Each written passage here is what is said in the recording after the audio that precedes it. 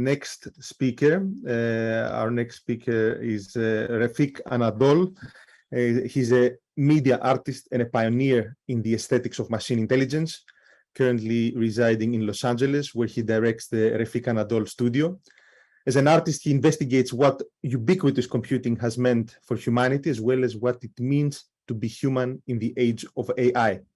A pioneer in the field of AI art, Refik's audiovisual performances have featured at iconic landmarks, museums, and festivals worldwide, including Walt Disney Concert Hall, Hammer Museum, Dog Moon Designed Plaza, Art House, the Centre Pompidou, the Florence Biennale, Venice Architectural Biennale, Art Basel, and many others. Refik is also a lecturer and researcher at UCLA's Department of Design Media Arts, from which he graduated with a Master's of Fine Arts. Refik, welcome to Electric Dreams. We're looking forward to hearing your talk. The floor Thank you is so yours. much. Thank you. So wonderful to be here, Rui, a wonderful colleague from DMA, Memo, a wonderful colleague and a pioneer in the field that inspired many of us. And Lula, so great to be here all together, Luba, together with all these events. So I will be quickly dive to the keynotes, and I'll do my best to fit in my timing. So I'm also a media artist and practicing last, I guess now 14 years, I can say. Born in Istanbul, Turkey. I think the city was incredibly inspiring in my journey. I think the idea of like connecting physical worlds in the West and East and the left and right and the physical and virtual, I guess this idea of like eclectic design to the environment that has been like centuries old information and the culture. And I think to me, what was, I guess, a first encounter with the machine intelligence or the idea of computation was 8 years old. And I was very fortunate to get one of my early Commodore 128 and like deep dive into the, I guess, addicted to the games till end of high school. And I was super inspired by this escapism, I guess, in the early years. And I have been very much in love with it in pretty much like, I guess, strategic games, but also really enjoyed very, very basic programming. And maybe very cliche inspiration, but I'm still finding very powerful watching a Blade Runner, where I think my pure inspiration for science fiction started early that days. But I guess as a child, finding optimism than dystopia was something I think interesting. I didn't see anything that has proposing in the narrative of the movie, but I found that in near future environments and the flying cars and like, you know, an android like using an artificial memory, or the other one says that it's not your memory, but it's someone else's memory. I think the idealization of like these memory ideas stuck in my mind, I guess, from those days. And 2005 to 2009, I was very fortunate in Istanbul, studied in visual communication design. But around those days, our department has a very close encounter with ZKM and Peter Weibel specifically. And occasionally, Ars Electronica was our partner of our department, where we have been exhibiting almost every year. Both these institutions truly inspired the journey because, first of all, again, grateful for Peter Weibel, who had been giving an amazing lecture, which was unfortunately not so many people were following his lectures. And then his colleague Benazer Ekse, the chief curator also at ZKM, was truly opened the brain. And around those days, which was the graduation year, I was super fortunate to attend this event in Berlin, where I witnessed an incredible group of people who have been speculating about the idea of embedding media into architecture.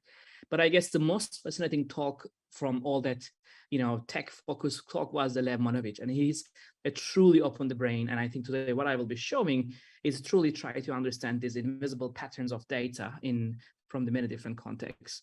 I started very early 2008 using, I guess, pure data, the very early days of like visual programming language. I found myself more comfortable in the visual language itself, but then luckily dive into the VVV, which was another like a software that truly, I guess, last 14 years I've been practicing in every single permanent installations around the world. This software was also allowed me to like start early days of like projection mapping in real-time graphics and understanding the computer graphics and understanding the power of architecture as a canvas and light as a material. And early years was a super powerfully connected with like architects such as Sanas in Essen-Baden and learned their like vision, such as the top row, but also I learned that what they couldn't do. So this idea of like projecting the dreams of imagination to the existing physical quality of life became, I guess, a practice. And 2011 was another exciting year where I started learning about more computational design. And thanks to a colleague, Alper Derimbaz, who's a student of Greg Lynn, which has an incredible writing and an article about animate form, truly inspired the trajectory and started using data in the context of, I guess, three-dimensional environment. And this was when I started to learn about like Grasshopper and more about like practicing with three-dimensional forms and try to create a project. And I think that's where super inspired by very fundamental algorithms and computer graphics. And I think that's where I started to feel that every single movement can happen for sure in a machine like, randomization. But I found that this idea of using memory or data as a memory, and that memory can shape this randomization of the universe became a much more powerful idea than just randomly plotting information. And I think the idea of reality became also very powerfully inspired. The idea of like our limitations and looking about like Arnheim's and Aldous Huxley's like research truly opened the mind and how we can like do that. And I think, by the way, this frame is, you will be seeing many times. And honestly, unfortunately, it's a rejection from the curator that I couldn't basically able to create a piece. It was very expensive.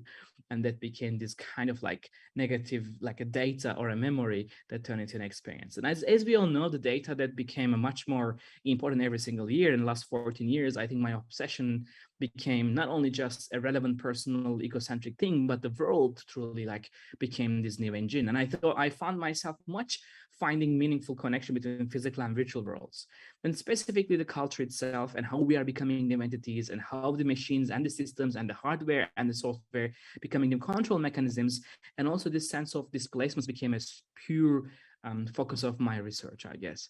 And as John Maeda says, design is a solution to a problem, art is a question to a problem. I found this statement incredibly powerful and try to find a kind of a context on maybe the much challenged question of what does it really mean to be a human in the 21st century. And I think this question, of course, much heavier than I think my personal limitation of life.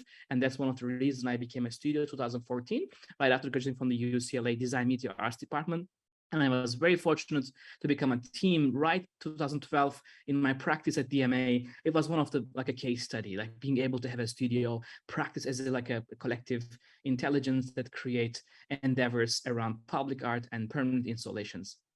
And I think last several years were really, really exciting. And over the years, we were able to implement many media installations, specifically focusing on public art, specifically focusing on, in certain years, architectural context.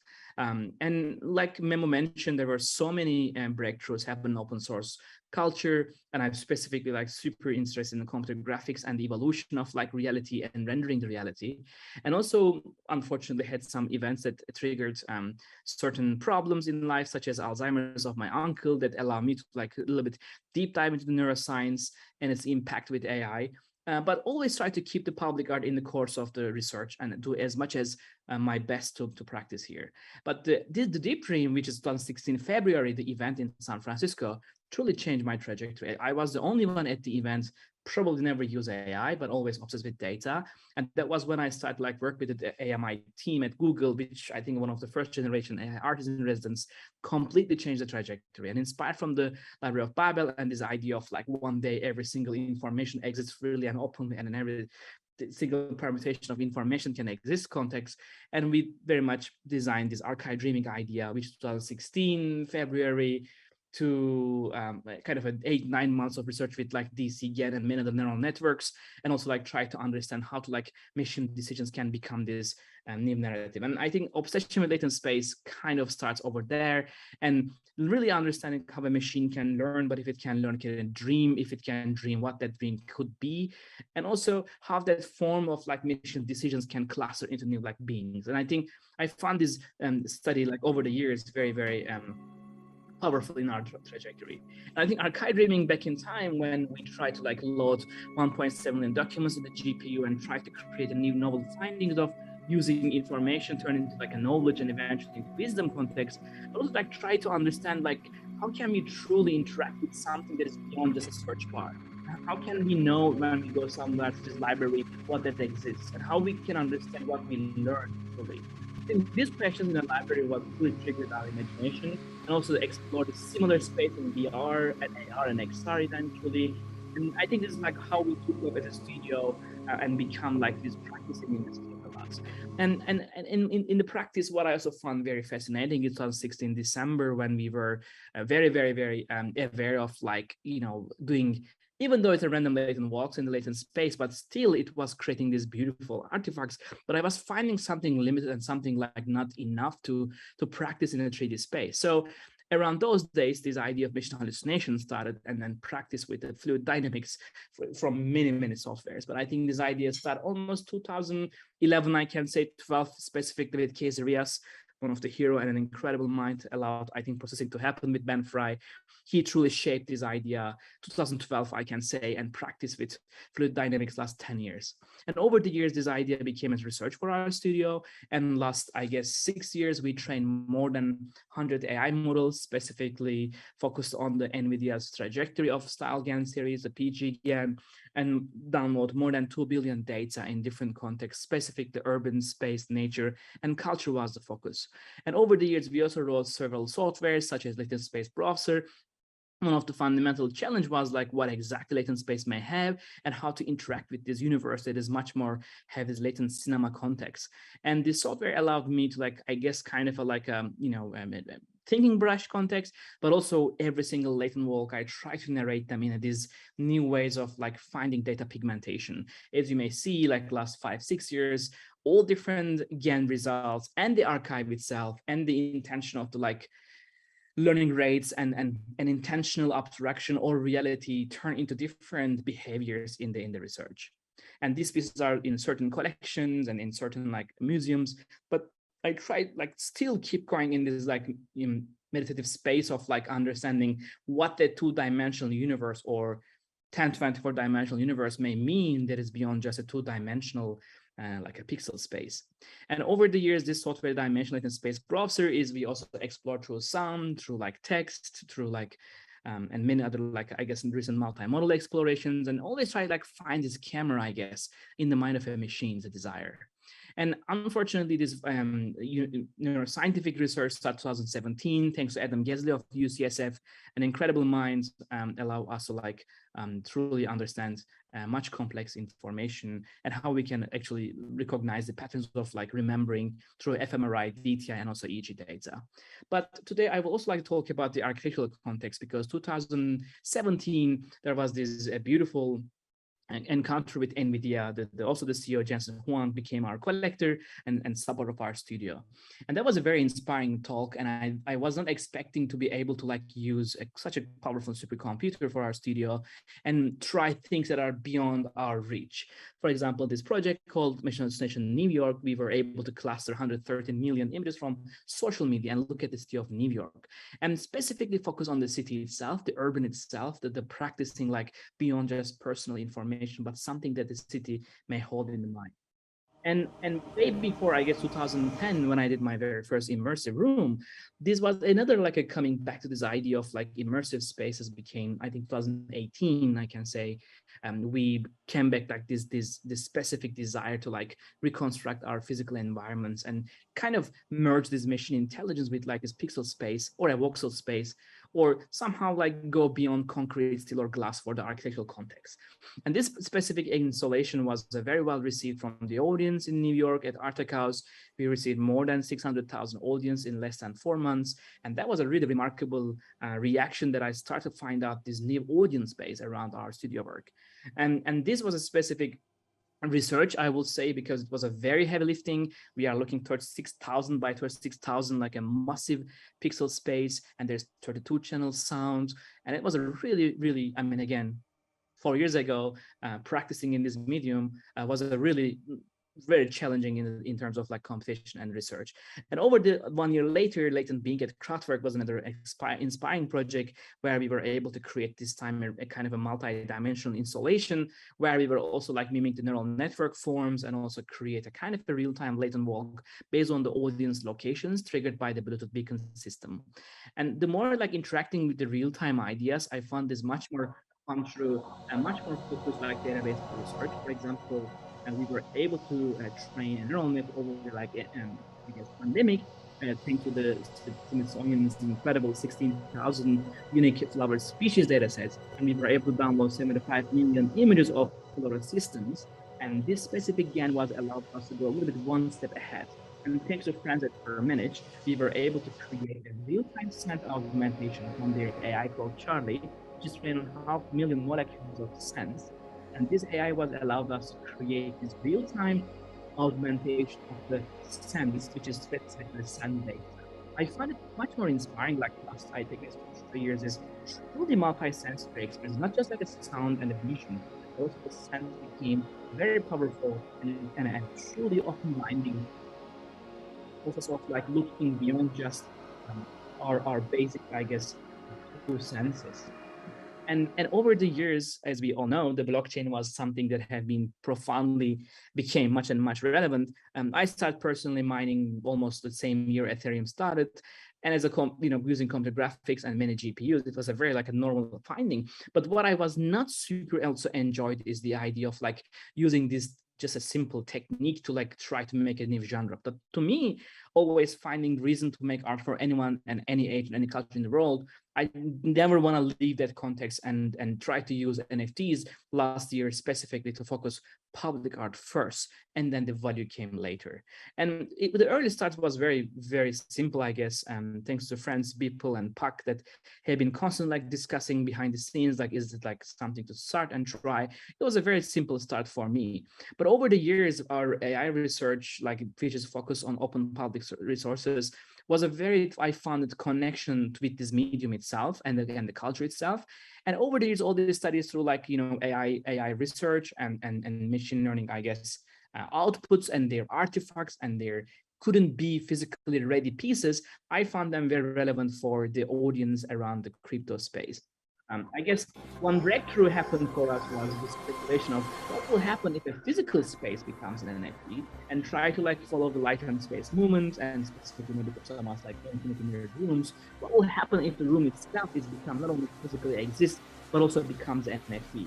This piece auctioned in Sotheby's in Hong Kong and get a record income, and that was I think how we start to get this reaction from I guess different valuations of that. But again, the piece was not just an NFT or a JPEG or like that, and just a digital file in the blockchain. It was an experience in life, which I'm specifically want to show examples of how I think it's a much more challenging, but also much more purposeful and impactful way of speculating the medium itself, beyond just.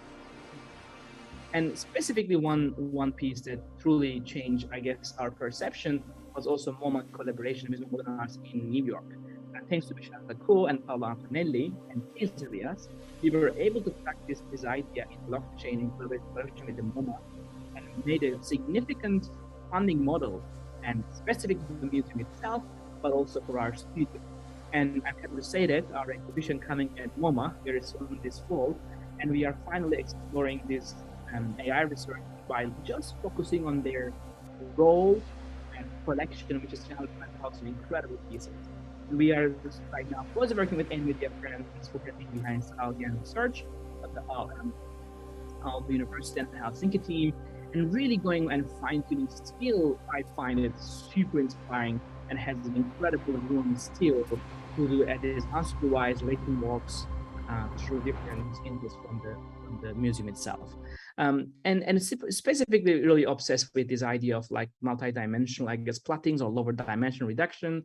And like in this context, we had this 6-dimensional UMAP plotting of the entire archive of the MoMA. And as we see, XYZ and RGB data is plotted in this context. And again, like many different ways of, we are still trying to optimize and give a meaningful and kind of a curated latent walks through this an incredible archive they have. So, and also another research, I guess, project was super inspiring for us was literally we were super fortunate. Another, like, I guess, pandemic research, so Google AI quantum team, we were able to work with their close team here in Santa Barbara and able to work with their quantum advantage research data, and was able to create a project called Quantum Memories at National Gallery of Victoria. Another pandemic project we couldn't achieve to go, but at least we were able to create a piece for public art, free and open to everyone. And later another they became an NFT later as well, but first was an open and free public artwork and experience in life.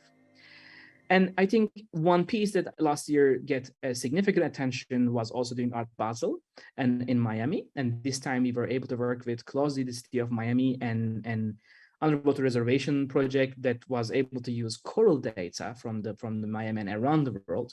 And we were able to create this installation as a again, just before it became an NFT. It was well received from the public, an open meditative piece. Again, welcome anyone, any citizens of the Miami, anyone who's in the city itself. The piece is like a 10 meter by 10 meter media wall, which you will see as similar iterations, but each of them is exploring different data and different AI research and mission hallucinations research in different scales. Like for example, here you can see someone is enjoying the piece while another person is enjoying literally the sunrise and meditating during that time. I think the power of NFTs is not exciting without the power of impact and being accessible and inspiration in life, in my humble opinion. And another project was in this time Berlin, and we tried a similar idea using Koenig galleries, historic buildings, and Agnes. This historic building from early 50s and late 50s and early 60s was this Brutalist architecture, a former church, which transformed into also an NFT project as you see on the outside. But again, this dynamic idea was beyond just to me an existing idea. And lastly, I guess these pieces are around the world, different levels of like NFTs in different countries received a significant audience. And I found there, I guess, specifically the power of just not another technology, but the power of public art and experiential art and their impact on the audience. And lastly, the recent project was in also in Palos Rossi, next to Donatello, another, I guess, NFT project we can call.